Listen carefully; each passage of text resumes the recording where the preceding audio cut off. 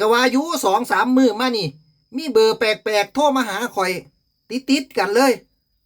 ข้อแรกข่อยก็บ่ได้รับข่อยก็เลยลองรับเบิ่งสายนึงมันบ่เว้าพี่น้องมันบ่เว้าข่อยก็ฟ้าวเอาออกนะครับฟ้าวตัดออกนะครับถ้ามันบ่ฮัลโหลแล้วมันบ่เว้าฟ้าวตัดทิ่มนะครับเพราะว่ามันสิดูดนั่นดูดนี่ของเฮานะครับโอ้สัมพอครับ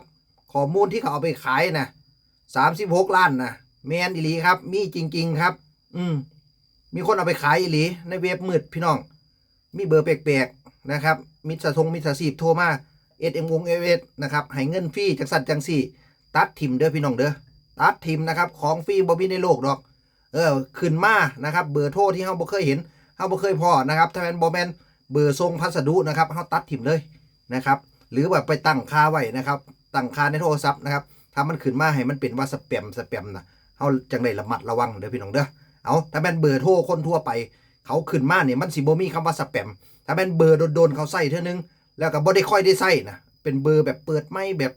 เบอร์มิจฉาชีพนะมันสิขึ้นมามันขึ้นมาแบบนั้นแล้วก็แบบของผมไว้นี่ก็พอได้เตือนไว้อยากรับหรือบ่รับก็ฝ้าวตัดทิมเด้อพี่น้องเด้อเอาฝากไลค์ฝากแชร์ครับ